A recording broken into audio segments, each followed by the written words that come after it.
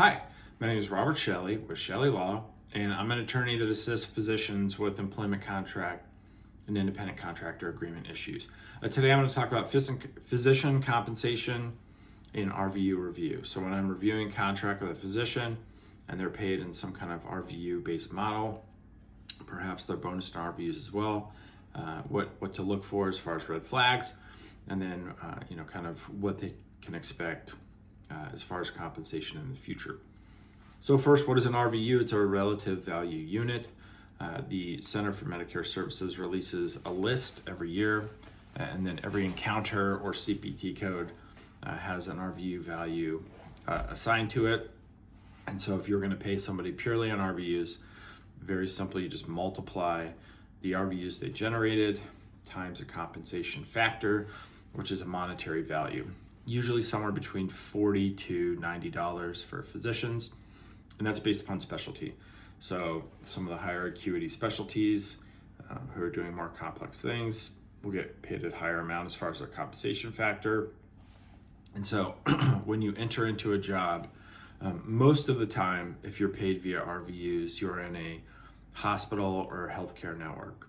Most of the private physician practices not affiliated with a hospital or health network generally do not pay via RVUs. If they're going to do some kind of productivity compensation model, it would be based on collections. So whatever the practice receives based upon your personally performed services. So for this kind of discussion, I'm just going to assume that you're working at a hospital or healthcare network. So if you are entering into one of these positions, how it would normally be done is you'd be given a guaranteed base salary for either the first year or two. And so it takes time to build up a practice, generally between 12 to 18 months for a practice to reach maturity. And so it's not really fair that you'd be paid purely on production when it's just the kind of simple cycle of takes time to build up. Now, obviously that's specialty dependent.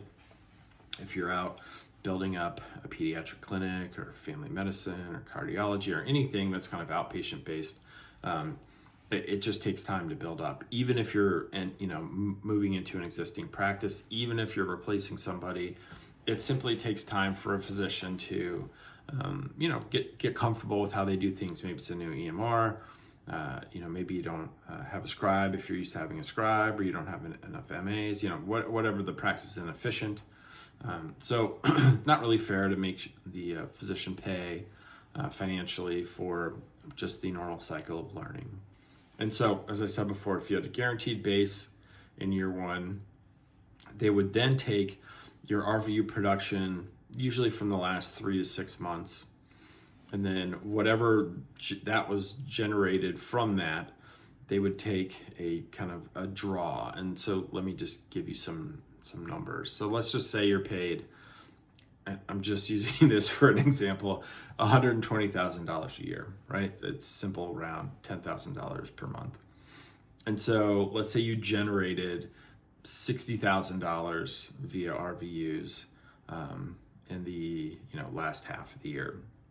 Well, they would take $10,000 a month and then they'd back that down maybe to 80 to 85% of that, just to avoid any kind of fluctuations throughout the year. Maybe take a long vacation in 1 month and that type of thing. And so then you would get a base draw of $8,000 dollars a month. And then at the end of the month, they would do a reconciliation. And then they would just simply multiply the RVUs you generated by whatever the compensation factor is versus what the base draw was. If there was a difference, let's say you generated twice that amount in RVUs, then you'd get your base $8,000 that month, and then additionally an $8,000 bonus at the end of the month. Now, different systems have different ways of calculating it. Some will include quality bonuses in addition to the productivity bonuses via RVU, but that's kind of a standard model. Now, there are different hybrid models to pay via RVU as well. Sometimes you can just be bonused via RVUs, and so many systems will put an actual number, so like an RVU threshold. And so let's just say it's primary care, and they say you have to generate 1,500 RVUs per quarter, and then any RVU generated over that amount, you would get an additional whatever, $35 per RVU. And that's when you would have a guaranteed base salary. Kind of the reason why this all was instituted, I remember doing this over 20 years ago, is some systems were just bleeding cash when they were giving guaranteed bases to everyone without any kind of productivity compensation. And so instituting the RVU model was a way for them to incentivize the physician to be more efficient, to see more patients. And some people just killed it, were super productive and saw a ton of patients and made much more money. And then obviously there's the other end of the spectrum as well, where some people saw their compensation crash just simply because their productivity was far below what they were being paid. And that's just kind of, the genesis of the RVU productivity compensation, is just to incentivize the physician that if they work, extremely hard or very efficient, they're going to get paid more. Whereas maybe if someone is, towards the end of their career and they just want to relax a little bit, they may just not make as much money. So that's a little bit about RVU compensation for physicians. If you have any questions about your employment contract or independent contractor agreement, feel free to contact my law firm. All of my information is listed below in the description, and I appreciate you watching the video. All right, take care.